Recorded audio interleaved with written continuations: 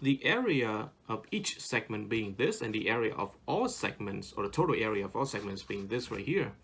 That was when we used the formula for the area of a segment with the general formula of the area of any type of triangle, 1/2 times base times height. But what if we attempt to use the formula for the area of equilateral triangle, square root of 3/4 times the side square? Well, let's see.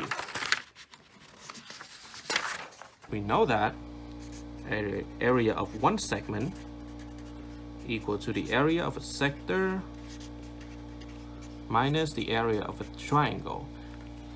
And the area of a sector is the central angle theta divided by 360 multiplied by pi multiplied by the radius square minus, since we know that the triangle right here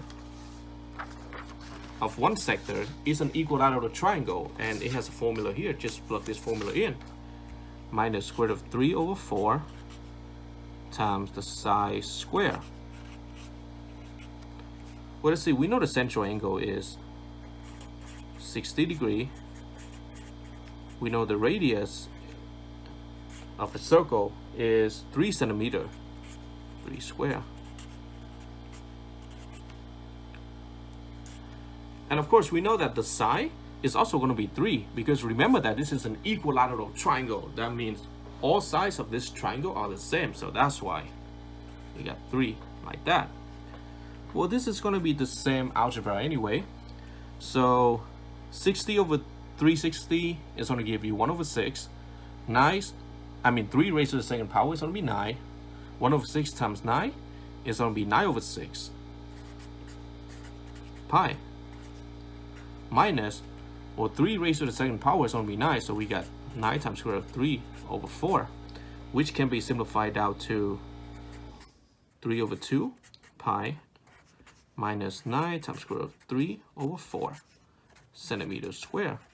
So the area of one segment is this when we use the formula specifically for the area of an equilateral triangle, square root of 3/4.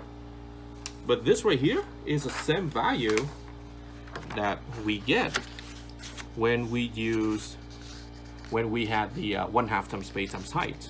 So you see, if this value is the same, if this value is the same as the one that we found just now, then that means the value of the total area of all 3 segments over here is still going to be the same. Just take this value and multiply by 3 and we're still going to get the same result, just like we did.